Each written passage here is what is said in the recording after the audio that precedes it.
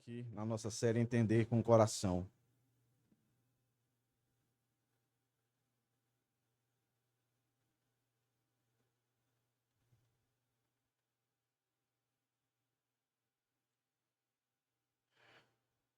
O texto de hoje, meus irmãos, é o capítulo 3 de 2 Timóteo, texto bastante conhecido, do 14 ao 17. A palavra que governa e transforma.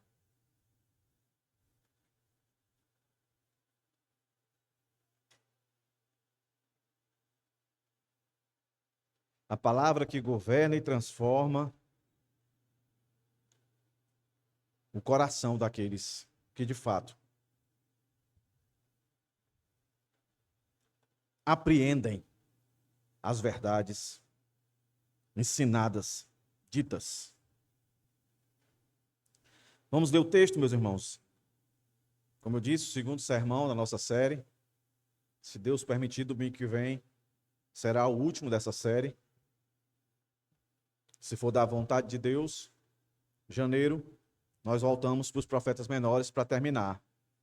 Ou se não, vamos em outra série.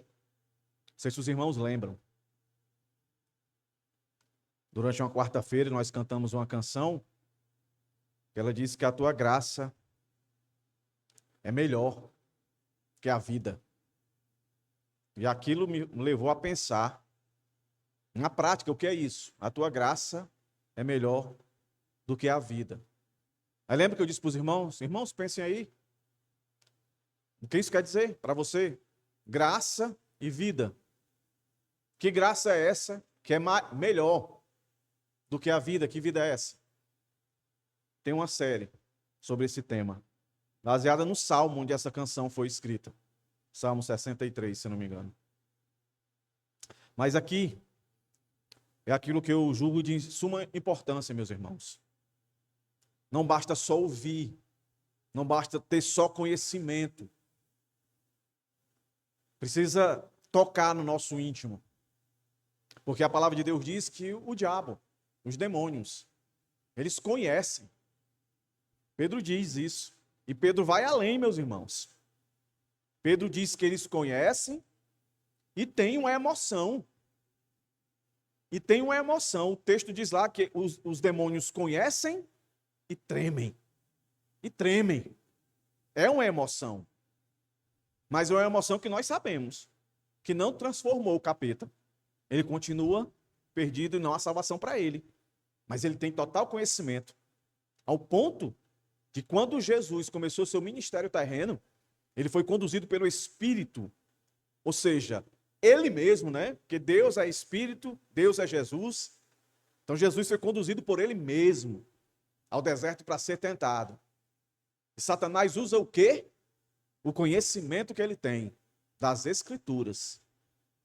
Por isso que salvação, meus irmãos, é por pura graça. Não é só pelo conhecimento. É o conhecimento revelado e iluminado, como a gente viu no texto passado. Agora olhe para esse texto aqui. 2 Timóteo 3, do verso 14 ao 17. Quanto a você, permaneça naquilo que aprendeu e em que acredita firmemente, sabendo de quem você o aprendeu. E que desde a infância você conhece as sagradas letras, que podem torná-lo sábio para a salvação pela fé em Cristo Jesus. Toda a Escritura é inspirada por Deus, útil, proveitosa para o ensino, para a repreensão, para a correção, para a educação na justiça, a fim de que o servo de Deus seja perfeito e perfeitamente habilitado para toda boa obra. Oremos, meus irmãos. Senhor, graças te damos, Deus, pelo privilégio de nos trazer aqui, onde podemos adentrar a tua presença, ouvindo canções que exaltam a tua obra e quem nós somos, o quanto necessitamos de ti, para ser salvos e para perseverar em santidade. Te agradecemos, Senhor, pela leitura da tua palavra, o privilégio que temos de abrir a Bíblia e lê-la, sem nenhuma proibição até então de lei. Temos liberdade, Senhor. Enquanto tantos por aí arriscam a vida para poder ler a Bíblia, nós temos o privilégio, a liberdade de lê-la. Te agradecemos, Senhor. Te agradecemos pelos louvores, onde o culto é para Ti, mas a Tua misericórdia, a Tua graça é tão grande, que nos dá canções para nos preparar, para nos render a Ti em louvor e adoração, mostrar a nossa confiança, a nossa gratidão quando cultuamos a Ti com as nossas ofertas, os nossos dízimos, e quando nos assentamos, Senhor, para ouvir a Tua palavra, e hoje em especial também para celebrar o Teu grande sacrifício na cruz por nós, a ceia. Se conosco agora, Deus, nesse tempo. Ajuda-nos a compreender a importância de absorver a Tua palavra, que ela adentre os nossos corações de fato, o nosso interior, e cause mudança em nós. Para alguns, se necessário, para a salvação. Para outros, para a santificação, para perseverarem, crescendo na graça e no conhecimento da Tua palavra. Perdoa os nossos pecados e nossas falhas. Abençoa todos que aqui estão nesse ambiente, que possam voltar diferente de como chegaram. Independente das circunstâncias, mudarem ou não, que saiam confiantes e entendedores que Tu és o nosso Deus, o Deus de salvação, que em Ti nós já somos mais que vencedores. Em nome de Jesus, se conosco, Pai. Amém. Meus irmãos, como é que eu vou dividir esse texto aí? Primeiro ponto está no verso 14 e 15, a palavra de Deus é divina. Ah, pastor, eu sei disso, sabe, né? Pois você segura aí. Segundo ponto, a palavra de Deus é suficiente. Ah, pastor, também sei disso, sabe mesmo? Se segura aí. Terceiro ponto, 17. Ela é eficaz. Eu já sei disso, pastor. Pois se segura. Que meu desejo hoje, minha oração, é que a Bíblia, a palavra de Deus, de fato, seja eficaz na sua vida hoje. Que ela seja suficiente na sua vida hoje. Que você, de fato, entenda o maior milagre, o maior sobrenatural, de forma natural, diante dos seus olhos, que supera qualquer curar, qualquer expelir demônio, qualquer outra coisa que você possa imaginar.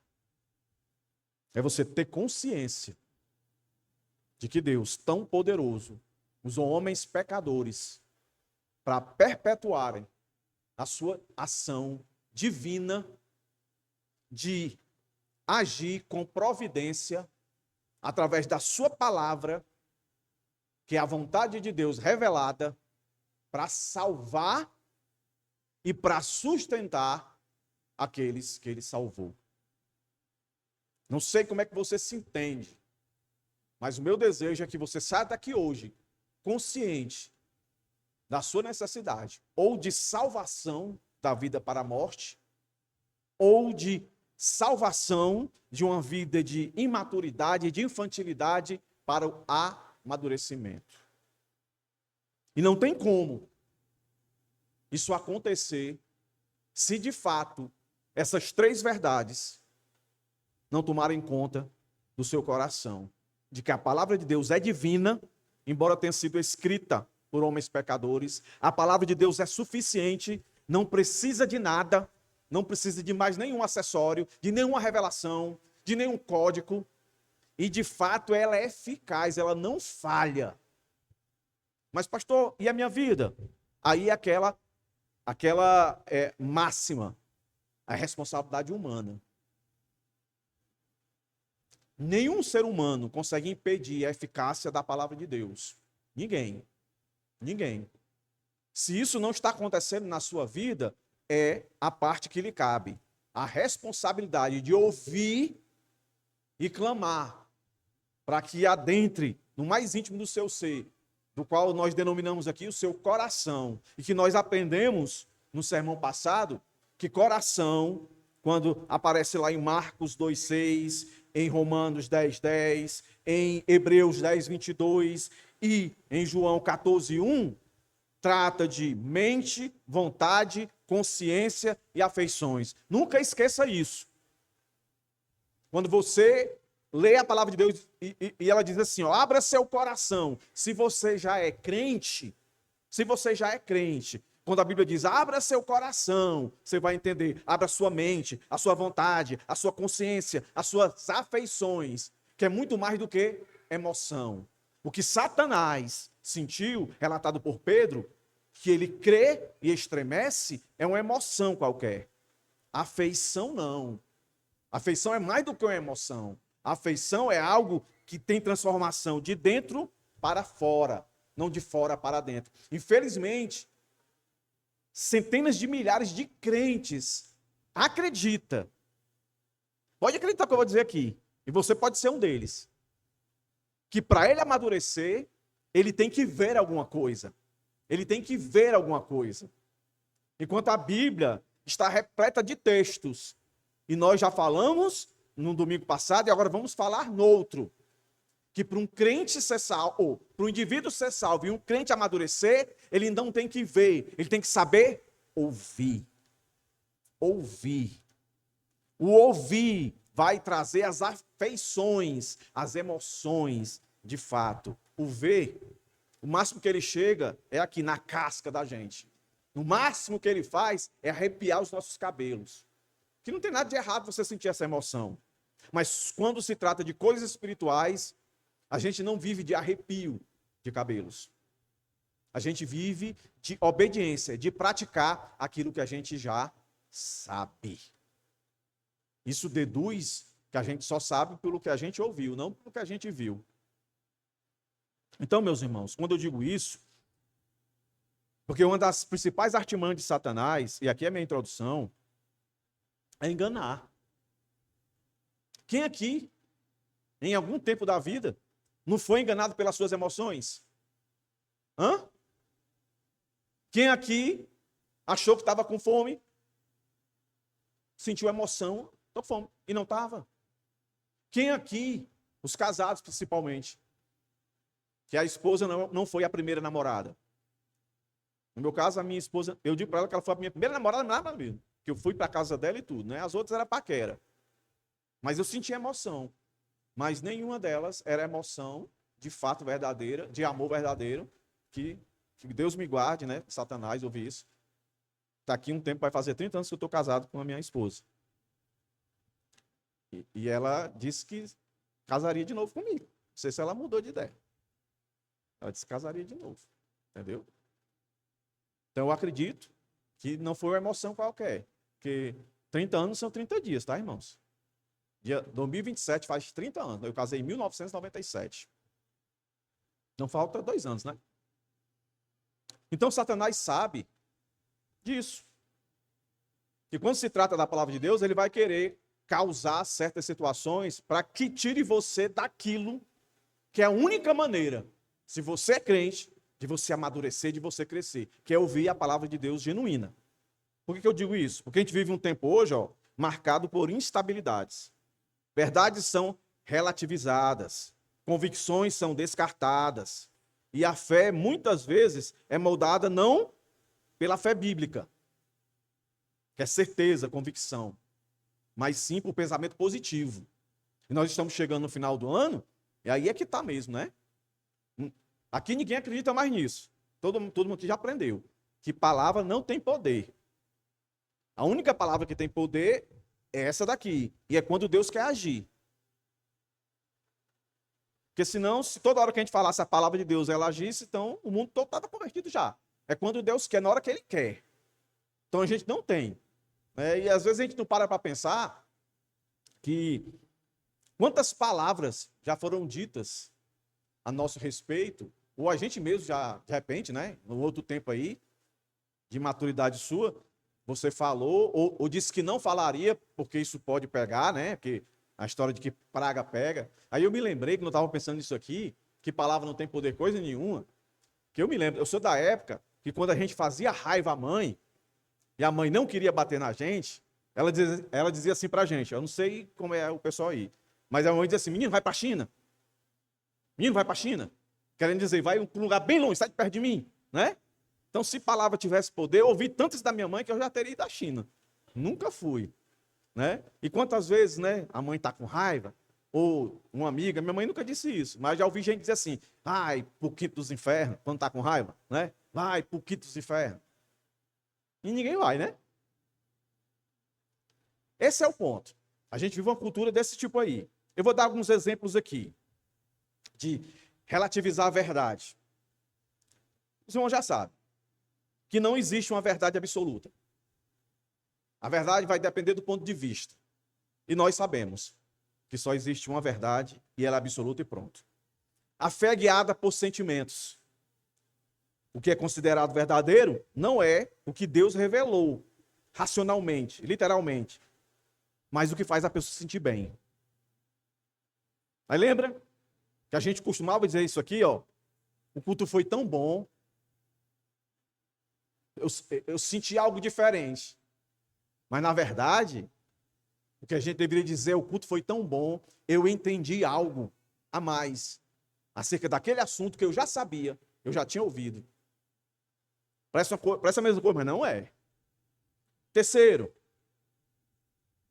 e foi até falado aqui na leitura, nossa leitura, o irmão fez um pequeno comentário no verso 14 de Lamentações, que o povo de Deus estava sendo castigado porque estava ouvindo falsas profecias.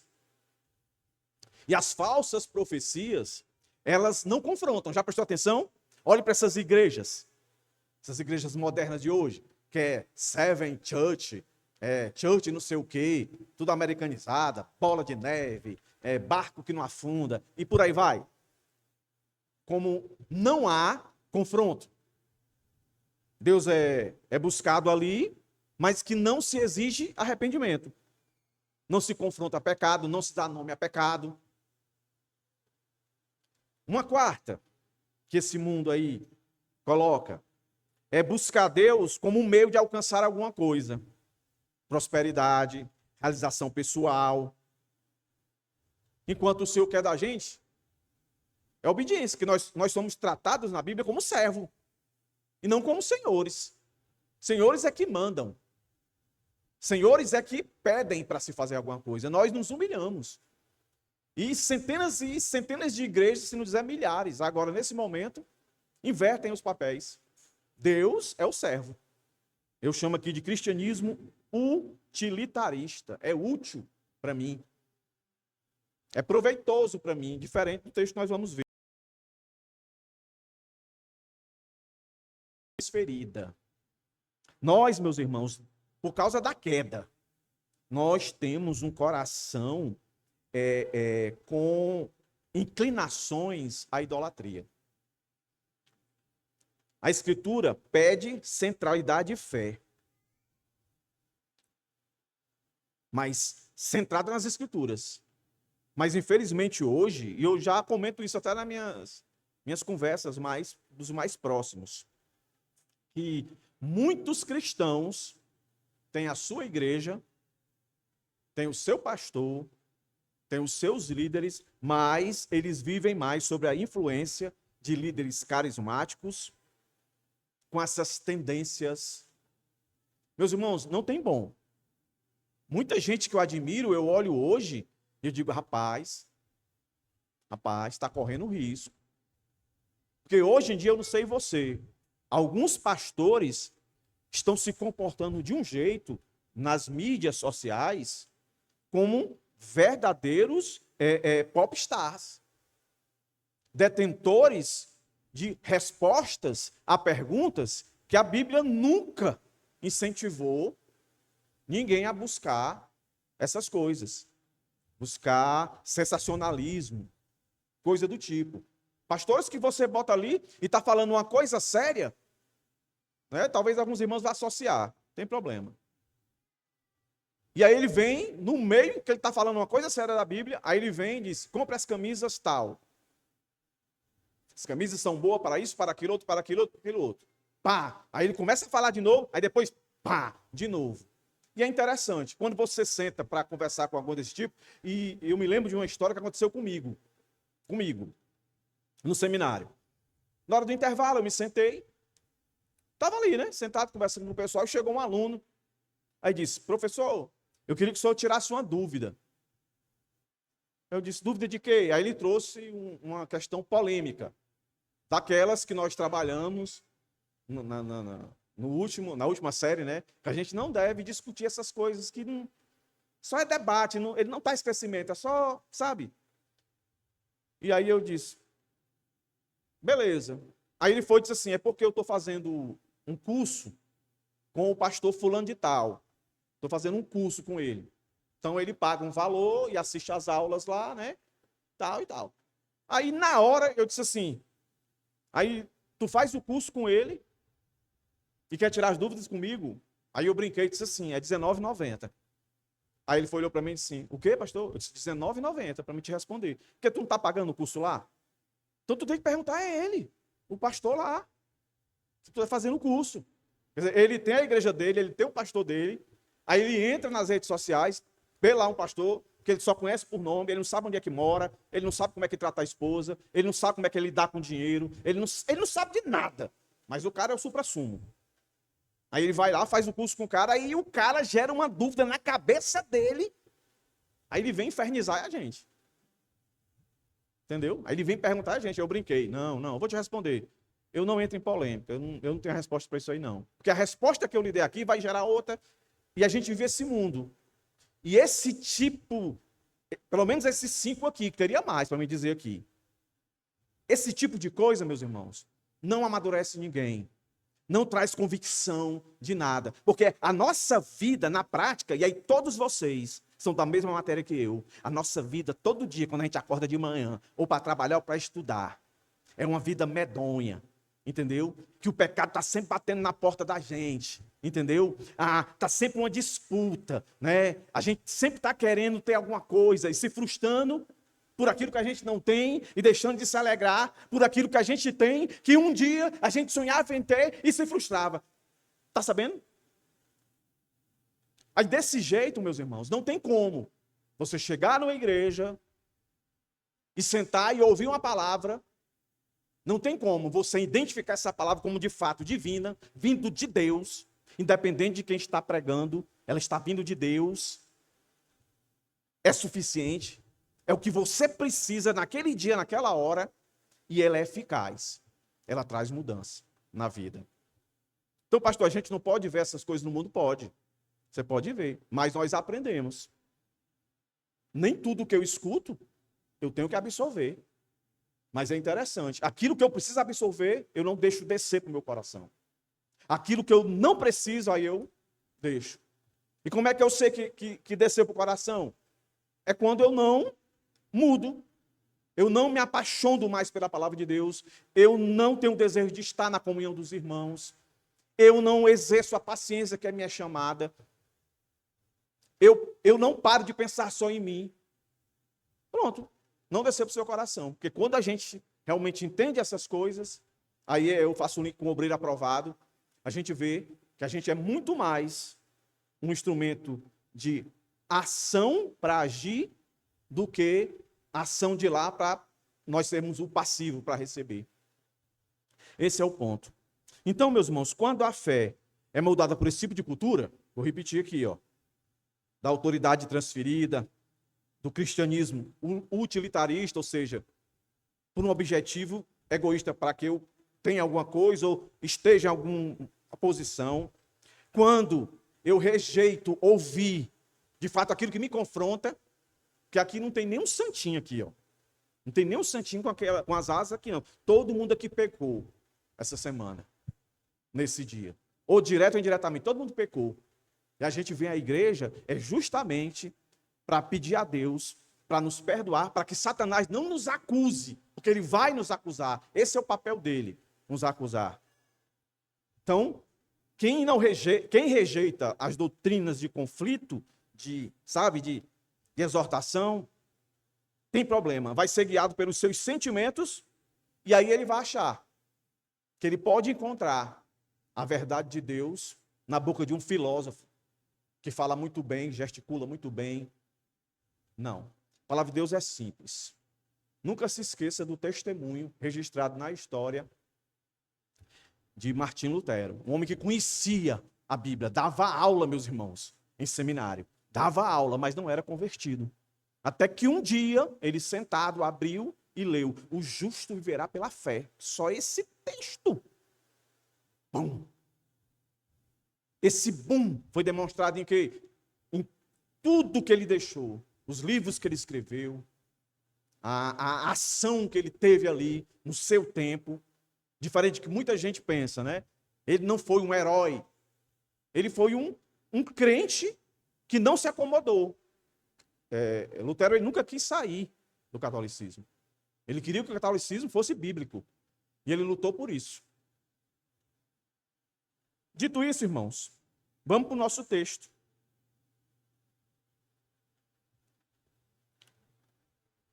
Que temos que ser governados por essa palavra. Só há transformação num coração que é governado pela palavra de Deus.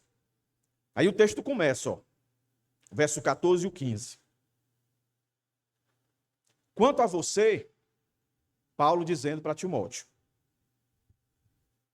E ele tinha dito no verso 10. Mas você tem seguido de perto o meu ensino, a minha conduta, o meu propósito, a minha fé, a minha paciência, o meu amor, a minha perseverança, as minhas perseguições, os meus sofrimentos. Olha aí. Paulo não diz como alguns: me sigam, olha como Deus tem me prosperado, olha onde Deus me colocou, olha quem sou eu hoje.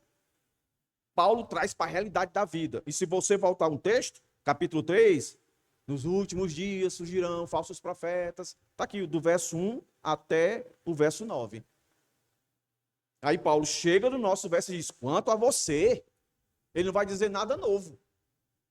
Nada novo, ele não vai puxar uma manga uma carta da manga, ou vai respirar fundo, soprar. Simplesmente vai dizer o que ele já sabia. Quanto a você, permaneça. Permaneça porque já tem, né? Permaneça naquilo que aprendeu. Aprendeu, passado. Aprendeu. E em que acredita firmemente, sabendo de quem você aprendeu. Olha aí. E que, desde a infância, você conhece as sagradas letras que podem torná-lo sábio para a salvação pela fé em Jesus Cristo. Em outra versão, é interessante que aparece a expressão tu, porém. Acho que é na Ara. Tu, porém. Essa expressão tu, porém, ela traz uma ideia de contraste. Olha, os outros, pode viver, aí é fala minha, pode viver nessa palhaçada aí, de invencionices, pode viver nessas práticas aí de achar, quanto mais bruto, melhor. Meus irmãos, a palavra de Deus é tão atual como nunca. Como já dizia, como o jornal de ontem. Jornal de amanhã, melhor dizendo. Tão atualizada. Entendeu? Presta atenção, a maior parte desses pastores de mega igreja são uma arrogância em pessoa. São brutos.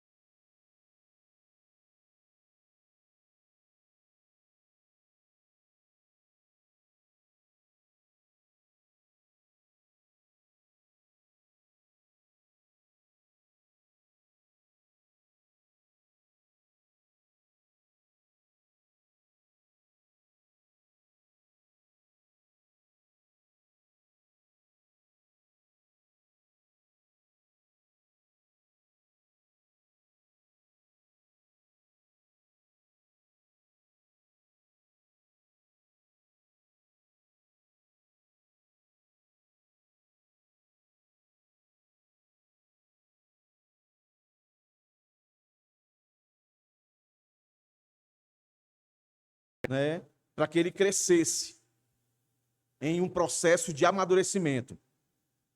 E isso era um ponto associado a temer o Senhor. E nós aprendemos que os filhos de Deus, o temor do Senhor, o temor ao Senhor não é medo, mas reverência, é glorificá-lo, exaltá-lo. Então, quando aqui nós adentramos o templo, a gente começa a louvar, adorando a obra de Deus, nós estamos demonstrando nosso temor a Ele. Nós estamos reverenciando a Ele. Mas como isso é possível? Pelo conhecimento aprendido de quem Ele é, o que Ele requer de nós e o que nós somos. Nós somos criatura. E depois filhos dele, como somos alcançados por Cristo. E aí Paulo está dizendo isso. Paulo está trazendo à memória de Timóteo tudo que ele aprendeu de Cristo desde a infância. Paulo está constatando uma coisa antiga que sempre é nova com as coisas novas que estavam aparecendo. A semelhança daquilo que eu citei aqui, 5 delas. Essas invencionices. Determine certas coisas. Né? Ah, se você fizer assim, vai dar certo. Ah, se você fizer assim, vai dar certo. Ah, se você for para tal lugar, vai dar certo. Né? Até um tempo desse, eu estava num consultório lá com uma pessoa e a pessoa tinha um filho autista. E eu vi a pessoa dizendo para ela, leva para a Universal que ele vai ser curado. Entendeu? Aí ninguém pensa assim, que há um propósito para aquela criança ter nascido daquele jeito que a gente não alcança. Como tudo na vida tem um propósito. E o propósito está tudo ligado com Deus, que é provedor.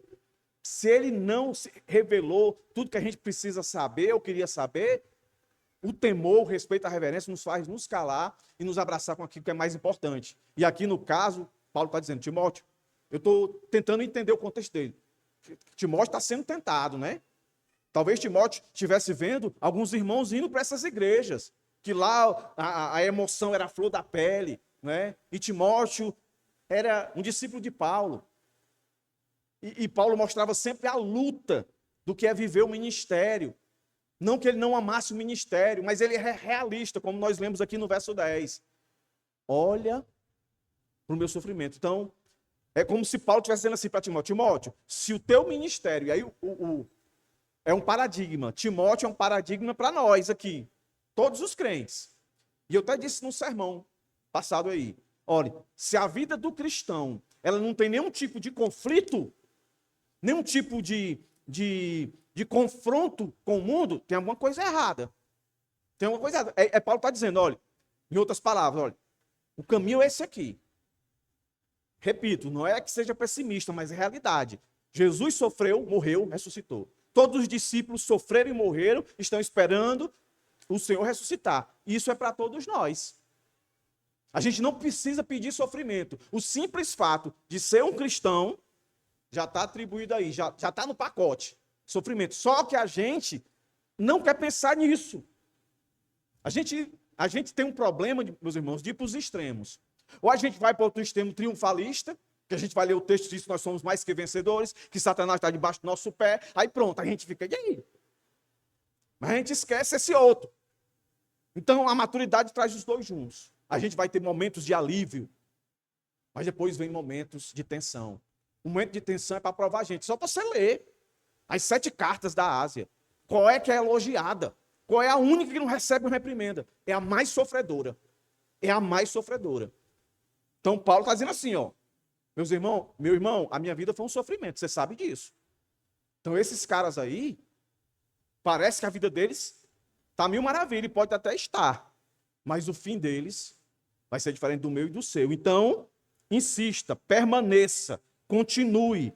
A ideia dessa palavra permanecer é persevere, com firmeza, com convicção. É aí que entra a nossa aplicação aqui. Não é só permanecer de uma forma passiva e aleatória. É permanecer entendendo, com convicção. E aí sim, esse permanecer, essa firmeza, essa convicção duradoura é a prova de que o conhecimento de Deus adentrou o seu interior. Que mesmo que as circunstâncias estejam adversas, você fica triste, mas não desanimado. Entendeu? Você fica angustiado, mas não desesperado. Você tem um controle pelo conhecimento que adentrou no seu íntimo, no seu coração, na sua mente, na sua vontade, na sua convicção, nas suas afeições. É Paulo dizendo, foi plantado isso em você, está em você desde quando você era criança. Não menospreze isso. Não menospreze porque veio da sua mãe, porque veio do seu pai.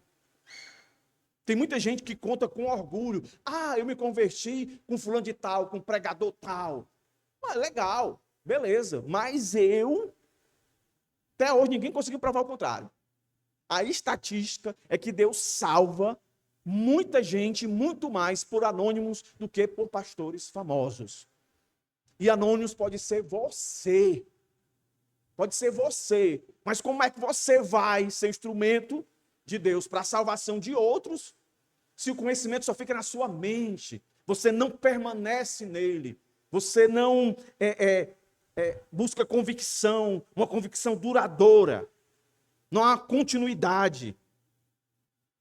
Então, quando Paulo chama Timóteo aqui, ele não está chamando, meus irmãos, simplesmente para uma continuidade de repetição tradicional. Não. Timóteo, usando as palavras aqui de um comentarista, Timóteo deveria perseverar, porque fora instruído por pessoas piedosas e confiáveis, cuja autoridade deriva da submissão às Escrituras. A tradição só tem valor quando é serva da palavra. Nós temos uma grande dificuldade, por isso que muitos de nós caímos naquela última percepção cultural do nosso tempo. A gente dá mais ouvido para aqueles que estão na mídia do que para aqueles que Deus colocou diante de nós. Seja ele o seu pastor, seja o seu líder de jovem, os líderes. Né? A gente tem essa tendência de achar que aquela pessoa ela tem e a gente não se agarra à tradição. Eu me lembro quando a gente começou a formatar a igreja aqui, e aí eu voltei a fazer classe novos membros, voltei a ensinar a igreja a importância de ter uma confissão. Eu fiz tudo isso porque eu pensava, né? Que hoje eu tenho minha igreja. Se eu não tivesse uma igreja, eu queria uma igreja onde eu soubesse. Essa igreja está amarrada em que tradição? De onde é que ela veio? Quem é esse pastor? De onde é que ele veio? Como é que ele surgiu aqui? Por isso, quem já fez classe novos membros aqui sabe. Lá tem um pouquinho da história dessa igreja, dos pastores dessa igreja e de mim. Como foi que eu me tornei pastor? De onde foi que eu vim? Aí lá alguém pergunta, essa igreja veio de uma divisão? Não. Essa igreja não surgiu em briga. Essa igreja aqui não veio de um pastor que adulterou. E aí botaram ele para fora da igreja, ele abriu a dele. Não. Essa igreja não veio porque o pastor roubou em tal lugar. E aí botaram ele para fora, ele veio e montou a igreja dele. Essa igreja não aconteceu porque um cara não arranjava emprego para ele, fazia um emprego, não tinha, aí ele foi e disse assim, não, então Deus me chamou para ser pastor. Aí ele abriu uma igreja. Não. Aqui eu explico, essa igreja, ela surgiu assim, até chegar lá nos Estados Unidos, que foram os que trouxeram a semente para cá, das bíblicas, e assim veio. Uma tradição. Não porque foi feita por homens em si, porque esses homens, todos eles, perseveravam na palavra. Se muitos desses que vieram nessa caminhada se desviaram, a palavra continua verdadeira. Continua verdadeira. Ponto. É isso aqui que a gente tem que entender. E Paulo vai dizer mais outra coisa aqui importante. Você conhece as sagradas letras. Olha aí, irmãos. Você conhece o verso 15, né? Ó. Você conhece as sagradas letras. Refere-se primeiramente à Escritura do Antigo Testamento. E olha, nós temos muito mais, né? Nós temos o Antigo e o Novo já juntos. Timóteo ainda não tinha. Ele chama de sagradas porque pertencem a Deus e procedem dele. E nessa Escritura sagrada é onde está o caminho para a salvação, que é Cristo revelado. Então, isso aqui traz, pelo menos aqui, 3 verdades. Quando ele diz isso aqui, ele afirma, né? As sagradas letras, a Escritura. Primeiro, que a Bíblia não nasce de especulação humana. Ela nasce em Deus. Segundo, ela não é produto da genialidade religiosa. Por mais que a gente tenha muitos gênios, escritores, né? Tolkien, né, e tantos outros mais aí, que escreveram livros, viraram filmes. Os homens têm uma mente fantástica, mas homem nenhum seria capaz de editar, de escrever, de ser o autor disso aqui, senão Deus. Por quê? Porque ela procede do próprio Deus, que fala por meio de palavras humanas. E aí ele diz: podem tornar-te sábio para a salvação pela fé em Cristo Jesus, né? Ó, sagradas letras que podem torná-lo sábio para a salvação pela fé em Cristo Jesus. Não é que Timóteo não seja salvo. Ele está reafirmando: tu foi salvo por ela. Não foi por nenhum rito. E olha que é um judeu dizendo isso. As Escrituras. Olhem, meus irmãos, o poder dessa palavra. Olha o que é essa palavra. A Escritura não salva automaticamente, mas concede sabedoria, que conduz à salvação. O meio é claramente definido pela fé. Conhecimento, consentimento e confiança em Cristo Jesus. Então a Escritura possui conteúdo, que é o nosso próximo ponto, suficiente para conduzir à salvação. Ela não salva automaticamente, mas concede sabedoria. A Bíblia não é um fim em si mesma. Ela é cristocêntrica, apontando para Cristo. Por isso que muitos autores dizem: Cristo ele está de Gênesis e Apocalipse, não só no Novo Testamento. E é muito claro, lá no capítulo 3, ali Jesus já está ali. Muito claro. Então as Escrituras são exaltadas porque somente nela se encontra, meus irmãos, a verdadeira fonte de salvação. E ela só é proveitosa, só é útil, quando ela não se submete ou quando ela não é buscada simplesmente por curiosidade intelectual, por apego a algumas polêmicas ou por interpretações estranhas. Eu já vi tanta coisa de gente ler texto bíblico que não tem nada a ver com o que a pessoa está dizendo, e a pessoa vai e diz isso. Aí eu olho assim: meu Deus, como é que ela tem coragem de dizer um negócio desse? E tem gente que gosta de ouvir isso. Eu me lembro que eu disse uma para os irmãos aqui, né, de uma pastora, que foi lá para Cantares de Salomão, né, e pegou lá Provérbios, a mulher virtuosa, deixar a luz acesa. E ela interpretou que luz acesa era o desejo sexual da mulher. Que a mulher, por mais que ela trabalhe, ela vai estar sempre pronta para o marido. Não tem nada a ver. Coisa estranha. Tem gente que gosta dessas coisas e republica, e passa para outra, e passa para outra, e passa para outro. E nós que temos a verdade, nem, como diz aqui no nosso Ceará, nem tchuiu. Então, para um coração ser tocado e transformado, não tem outro caminho. Se você já é crente, você precisa de amadurecimento. Qual é o caminho? É você colocar em prática aquilo que você já aprendeu. Olha aqui o texto. Aprendeu, tem aprendido, não é nada novo. Se eu preciso ouvir uma palavra, ou eu preciso ver alguma coisa, não. Você precisa ouvir, você já ouviu. Se eu já ouvi, o que é que eu preciso fazer? Deixar ela na minha cabeça, para me tirar minhas convicções.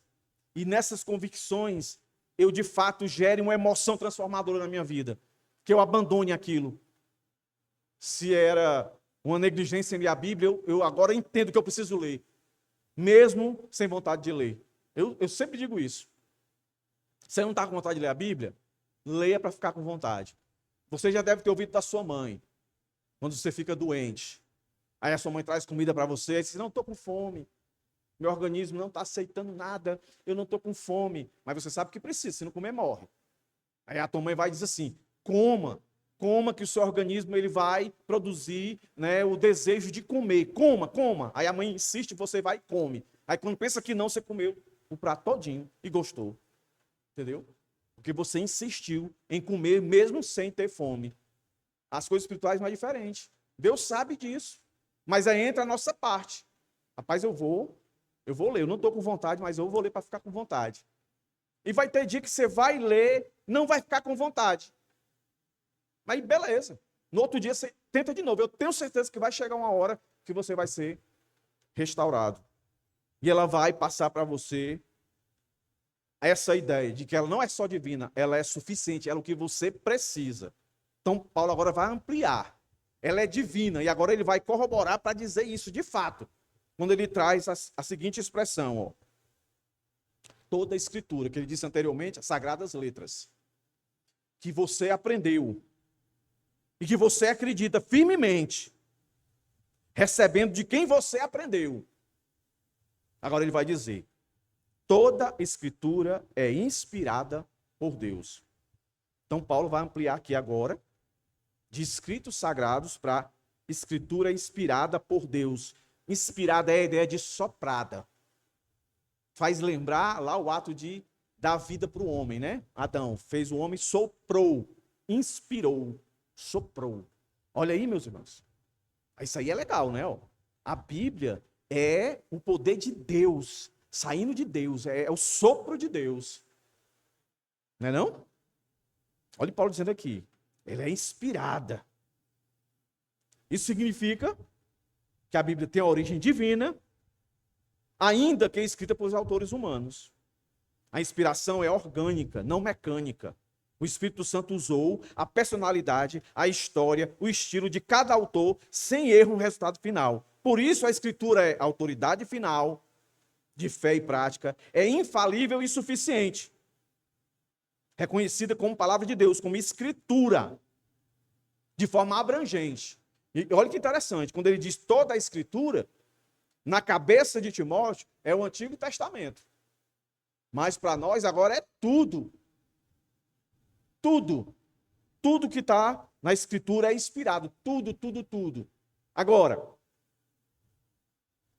existem inspirações bíblicas que são descrições. Existem inspirações bíblicas na Bíblia que são prescrições. São duas coisas diferentes. Certo? Porque tem gente que diz assim, a Bíblia não pode ser inspirada por Deus. Aí aponta lá, né, os pecados de Davi, voltando mais, né, um monte de mulheres que tinham no passado, né, Abraão teve 2 ou 3, né, Abraão, né, aí o pessoal, não, ali está dando uma descrição, a Bíblia não está dizendo que aquilo ali estava certo, não.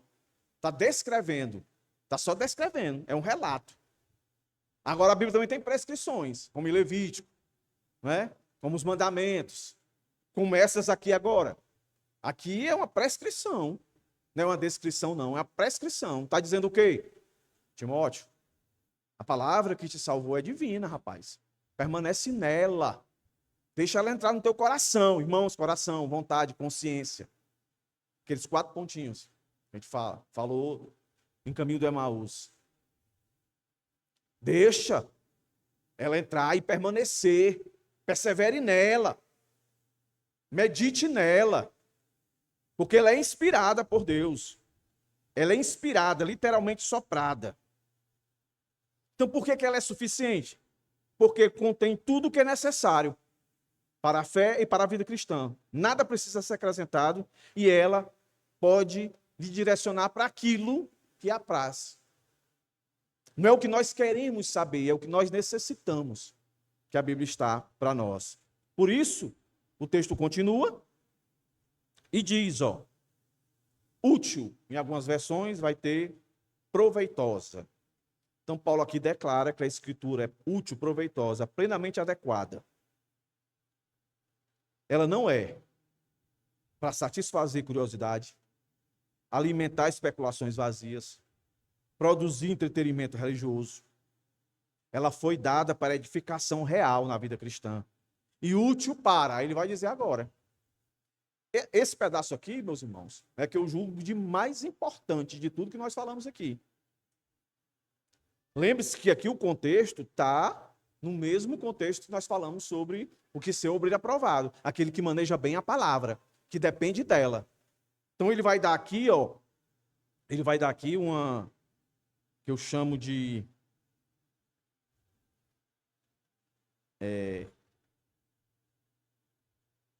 como é que eu chamo assim? Um ABCD.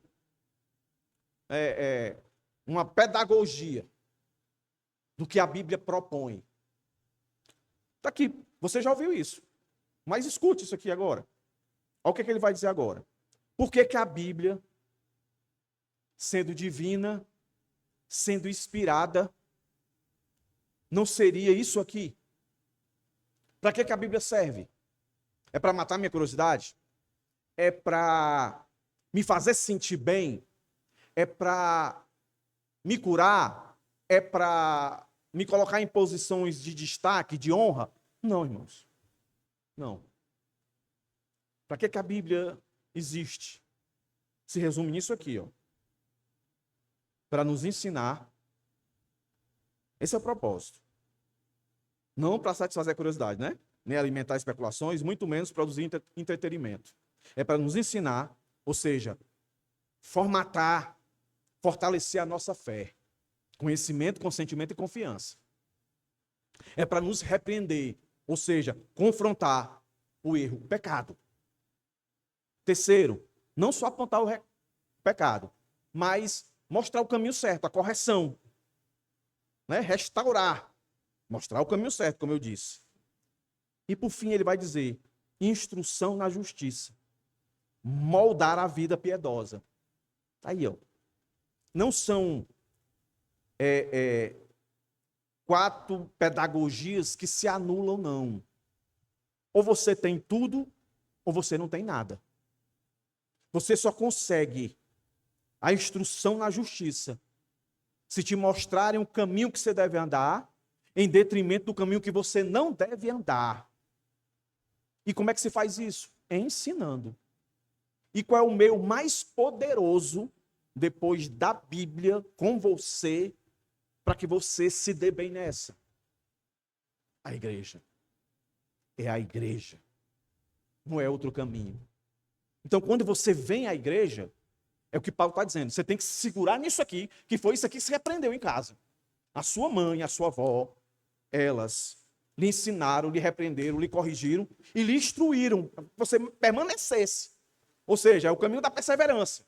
Você permanecesse. Está vindo muita coisa nova aí. Até hoje mesmo, comentei com a minha esposa. Hoje é tudo assim. O cara desenvolve um negócio, aí depois ele vai e vende. Já tem pastor vendendo e-book de como você fazer um devocional mais consistente. Meus irmãos, ninguém precisa te vender isso não, rapaz. É simples. Escolha um texto bíblico, olhe para ele, leia esse verso algumas vezes, considere o contexto, marque as palavras, os verbos e medite nele. Você vai aprender muita coisa. Isso aí é um devocional, medite nele, entendeu? Pode ser no caminho para o trabalho. Você lê dentro do ônibus aqui, fica meditando, faz a anotaçãozinha, você está no devocional. A pessoa precisa te dar uns 4 passos para você fazer isso. A igreja, é papel dela fazer isso para você. Quando você chegar aqui, ela vai fazer exatamente. É o que eu tento fazer agora. Estou fazendo isso agora. Eu estou ensinando os irmãos. Eu estou repreendendo. Se você está em alguma negligência, que você volte para o caminho certo, que é o caminho certo. Eu estou mostrando a Escritura. Para quê? Para que você se sustente. Tenha um caminhar maduro de bom testemunho e não de mau testemunho. Então, resumindo, ensino, estabelecer a verdade. Repreensão, confrontar o erro. Correção, restaurar o caminho. Educação na justiça, formar o caráter. A Bíblia é suficiente.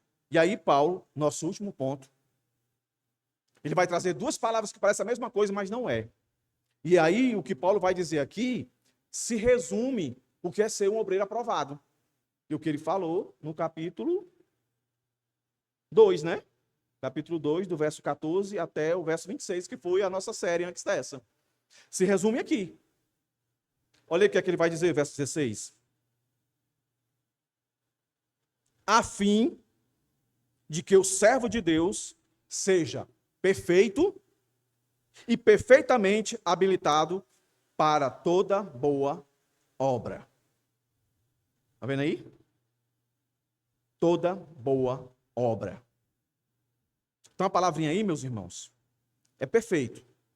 E aqui ela não significa que o indivíduo não peca. O perfeito aí é a ideia de completo, maduro, plenamente formado. O servo de Deus não carece de outra fonte normativa além da Escritura. E o perfeitamente expressa a ideia de alguém totalmente equipado. Então assim, um exemplo aqui que eu pensei na hora, para associar, para que essa verdade ela seja bem assimilada por você, é de um soldado. Um soldado. Como é que você identifica que ele é um soldado? Pela roupa que ele veste. Então, a roupa que ele veste, e aqui eu vou fazer o paralelo com as Escrituras. Aconteceu já com você de você olhar para uma pessoa e conhecer aquela pessoa e você vê, de fato, as Escrituras nela. Você vê uma maturidade nela. Pronto, soldado. Esse é o perfeito, certo? Você vê maturidade, mas não o perfeito de que ele não peca, mas que ele luta muito mais para estar de pé do que para cair. Ele mostra muito mais convicção, muito mais certeza, e é provado pela vivência dele do que qualquer outra coisa. Então, o perfeito é isso, é uma pessoa bem estabilizada, que é reconhecida. E o perfeitamente equipado, aí volta para o soldado, é você olhar para ele. Um soldado vai para a guerra como? Ele vai com metralhadora, né? Sei lá, um rifle. Ele vai armado, vai com faca, vai com espada, vai com um monte de coisa. Ele vai preparado para a guerra. Não é? Então aí você vai ilustrar um crente que ele tem a habilidade de trabalhar como Paulo usa a própria palavra de Deus em Efésios como um instrumento de guerra, né? Ela é a espada, ela é o capacete, é aquilo tudo. É você olhar para um irmão crente e ver a Bíblia na mão dele e saber que você tem segurança de pedir um conselho, ele sabe direcionar. De em um conflito, ele sabe como se comportar. Pronto, é isso. É isso que Paulo está dizendo. O mais importante, o que de fato marca uma pessoa de que o conhecimento que ela tem de Cristo desceu para o coração, é quando ela se vê e quando ela é vista perfeita e perfeitamente equipada. Aí a pergunta é: como é que você se vê? Essa é a primeira pergunta. Como é que você se vê como um cristão hoje? O que essa palavra traz para você? Você olha para você e se vê perfeito? Ou seja, que você não quer sair de baixo desse quadrado. Ou seja, esse quadrado aqui que nós acabamos de falar: ensino, repreensão, correção e educação na justiça. Você depende disso. Você quer isso? Aí a segunda pergunta: os outros veem você? Os outros olham para você e veem você com capacidade de ensino, com capacidade de repreender, com dureza, mas sem ser arrogante, soberbo, como nós aprendemos no Bíblia Aprovado, de chegar e confrontar o irmão. O irmão está errado. Irmão, o certo é isso aqui. Corrigir. O certo é isso aqui. E educação na justiça. O amadurecimento. Educação na justiça. Definição. Termo usado para disciplina formativa, como a educação de uma criança. Envolve treinamento contínuo para uma vida conforme a vontade de Deus. Onde é que a gente encontra isso? Na igreja. E a justiça aqui tem um sentido ético e relacional. A vida correta diante de Deus e dos outros. Um caráter moldado. A gente escuta muito isso, mulher de oração, homem de oração, né? Mulher de fé. Mas o certo seria homem de caráter. Homem de caráter. Sabe? Que faz o errado, mas assume que errou as consequências. Não esconde o seu pecado. Pode o tempo demorar, mas quando Deus resolve, ele resolve. Davi pecou e escondeu o pecado dele por muito tempo, mas até que chegou um dia que Deus mandou lá um profeta, pá! A palavra foi suficiente, foi eficaz. Davi confessou. Mas as consequências ele colheu. Mas a Bíblia chama Davi de homem segundo o coração de Deus. Não tem elogio melhor. Já pensou ouvir isso de Deus? E aí, para terminar, não podia ficar de fora, porque esse perfeitamente, ele está sendo preparado para uma obra. Mas não é obra dele, É a obra do Senhor. E como eu disse nos sermões passados de Obreiro Aprovado, aqui tem boa obra, não é uma obra qualquer. Boa obra. Mas a gente sabe que essa boa obra não necessariamente é consequências boas. Ela é boa obra porque foi preparada por Deus, entendeu? Porque esse boa obra aqui que termina, ó, e perfeitamente habilitado para toda boa obra, você pode ler aplicado ao verso 10, mas você tem seguido de perto o meu ensino, a minha conduta, o meu propósito, a minha fé, a minha paciência, o meu amor, a minha perseverança, as minhas perseguições, os meus sofrimentos, os quais tive de enfrentar. E ele diz, ó, os locais. Essa é a boa obra. É morrer pregando a verdade. É morrer dizendo, só há um caminho, a verdade e a vida. Só faz isso, meus irmãos. Não é só faz isso quem tem um conhecimento aprofundado e amarrado, enraizado nas entranhas. Só aqui não dá coragem. Só aqui não dá perseverança. Só aqui fica aqui. Tem que descer. Tem que vir para cá. Sabe? Hoje eu vi um vídeo de um professor, e eu sempre acredito que certas coisas que eu vejo é Deus me dando exemplo para fortalecer o argumento aqui. E é o que eu digo para os irmãos que pregam aqui. Medite no texto, olhe à sua volta. As melhores ilustrações são aquelas que estão diante dos seus olhos. Não é que tem gente que compra livro de ilustração para colocar, né? As melhores são aquelas. Aí, assistindo um vídeo de um professor, Ari, o nome dele é Pierre, um professor das antigas. Ele falando a diferença do aluno para o estudante. Do aluno para o estudante.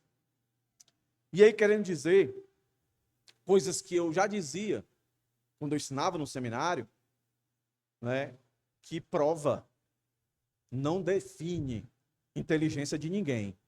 Prova é um momento. É um momento.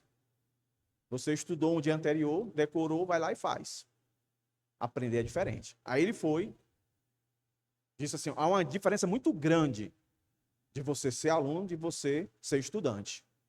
Aluno, ele diz, é aquele que ele escuta a aula e terminou de escutar, ele vai para casa, não estuda, pronto.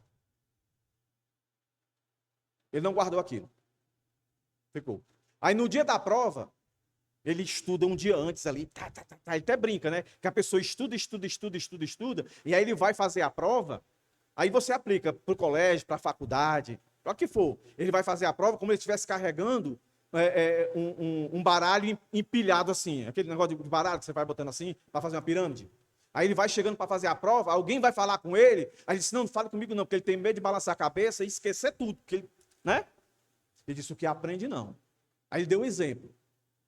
Disse assim, ó, ele perguntou, aranha, o que é aranha? Aí alguém disse, é um inseto. Ele disse, não, aranha não é um inseto. Aranha é um aracnídeo. Aranha tem 8 patas. Inseto vai até 6. Formiga é um inseto, tem 6 patas. Aí disse, o aluno, ele pega essa informação, ele escuta e pronto. O estudante não. Ele chega em casa, presta atenção, que agora eu vou fazer o link aqui. O estudante, ele chega em casa, aí ele pega o livro da matéria que ele estudou, que faz a diferença entre inseto e aracnídeos, e aí ele vai focar no que o professor ensinou. Aí ele pega um caderno, ele pega um lápis, aí ele desenha a aranha e desenha as 8 patas. Aí depois que ele desenha as patas tudinho, ele bota em cima, aracnídeo. Aí ele vai desenhar a formiga, coloca lá as 6 patas, 4 patas, sei lá. Aí bota formiga. Aí ele diz, esse aí é o estudante. Isso aí nunca mais ele vai esquecer. Porque ele viu, ouviu e escreveu. Aí eu falei para Ismênides, isso aqui vai virar aplicação hoje, lá na igreja. Então pronto. Crente maduro, crente imaturo. Crente maduro, ou crente imaturo, é aquele que ouviu tudo isso aqui que eu falei, prestou atenção, ele concordou, a palavra de Deus é divina, é suficiente, é eficaz. Eu preciso dela. Eu preciso deixar ela entrar no meu coração. Mas ele escuta isso aqui, termina o culto, ele vai para casa, chega em casa, ou nem vai para casa, né? Vai passar em algum canto, vai lanchar, vai comer. E não faz um esforço nenhum para pensar nisso. Chega em casa, vai tomar o seu banho, vai lá, toma alguma coisa, vai assistir uma série, um filme, sei lá, e vai dormir. Pode perguntar na segunda-feira a divisão do texto aqui, que ele não vai saber. Se ele lembrar um, é muito. Mas o crente maduro, não. Ele anotou, ele escreveu, ele colocou alguma observação. Aí quando ele chega em casa, antes de dormir, ele dá uma olhadinha. Aí diz, beleza. Aí esse texto me fez me lembrar o texto tal. O pastor podia ter colocado esse texto também, dava certo. Beleza. Esse crente aí, ele nunca vai esquecer isso aqui. Isso vai ficar entranhado nele. Não é simples? É isso. Se eu perguntasse a vocês, o que foi que eu preguei na semana passada? Eu vou dar até uma pista, foi sobre 2 indivíduos no caminho de Emaús. E eu sou muito, procuro sempre ser didático, eu sempre coloco aqui, né, as divisões. Faça um teste com você mesmo. Você lembra do que eu falei? E quarta-feira, quem estava aqui na Providência? Você lembra do que eu falei? Pois é. Aí às vezes você diz assim, minha vida está assim, está assim, está assim, está assim. Porque conhecimento você tem. O ambiente de conhecimento você tem. O que é que está faltando? É você buscar a convicção. E aqui, meus irmãos, eu vou trazer uma aplicação para encerrar, nós vamos ter aqui a nossa celebração. Sempre quando tem a ceia, irmãos, vai demorar mais um pouquinho, porque eu não consigo pregar menos que 1 hora, irmãos. Eu tento, mas eu não consigo. Então, só para encerrar aqui, só para vocês terem uma ideia, eram 3 aplicações para cada um. Eu vou dar uma de cada, para não demorar mais, tá bom? A primeira, relacionada ao primeiro ponto. A questão que a palavra é divina. Aprenda a ouvir a Bíblia como a voz viva de Deus. Não é a voz do pastor Iranildo, é a voz de Deus que está falando. Não apenas como um texto antigo, mas como um real, próximo de mim, está diante dos meus olhos. Entender com o coração começa quando conhecemos que ao abrir a Escritura, não estamos apenas lendo palavras humanas, mas sendo confrontados pela revelação do próprio Deus. A fé amadurece quando o coração se curva antes do intelecto questionar. E eu sei que isso, para algumas pessoas, não é fácil. Eu que sou pastor, normalmente quando eu sento aí, que tá os irmãos aqui pregando, a tendência, como também sou professor, a tendência é eu ficar, né? Não, aqui podia ter feito assim e tal. E eu luto para minha mente sair fora disso e eu tentar absorver aquilo que vai trazer edificação para mim. Mas tem que existir um esforço da pessoa. Quem está pregando não é o fulano, é Deus que está falando. E ouvir. Segundo, a questão da suficiência da Escritura. Busque na Escritura não apenas respostas para suas dúvidas, mas formação do seu caráter. A suficiência da Bíblia se revela quando permitimos que ela ensine, confronte, corrija e eduque o nosso coração. Entender com o coração é aceitar que Deus nos forma mais pelo confronto da verdade do que pelo conforto das explicações fáceis. Quando você lê a Bíblia, se colocar diante dela, vá com isso na cabeça. Eu preciso ser ensinado, eu preciso ser exortado, eu preciso ser corrigido, eu preciso ser instruído na justiça. Todo versículo, por menor que ele seja. Por fim, ela é eficaz. Espere que a palavra transforma quem você é. Não apenas o que você sabe. Que às vezes a gente vai para a Bíblia e quer só conhecimento, transformar nosso conhecimento, crescer mais, ser mais maduro. Mas na Bíblia, ser mais maduro está muito mais em viver aquilo que a gente já sabe do que buscar entender coisas que a gente não sabe. Entendeu, irmãos, aí? Que é o que Paulo está dizendo aqui. Senhor, às vezes a gente diz assim, Senhor, eu quero ser mais maduro. Eu quero mais conhecimento. Não. Senhor, eu quero ser mais maduro. Eu quero ter uma condição de me apropriar do conhecimento que eu já tenho.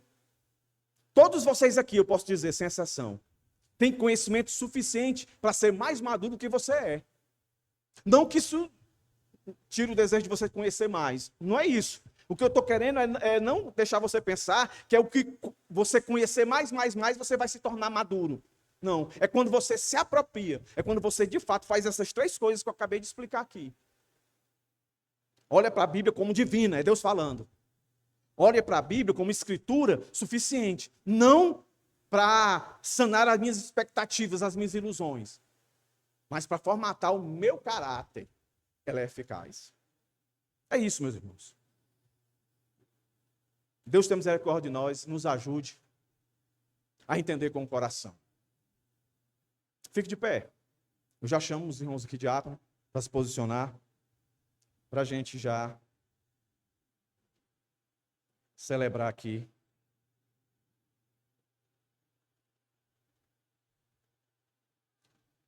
Tiago, deixa o PowerPoint aí que vai ter um último aí, viu? Para mostrar.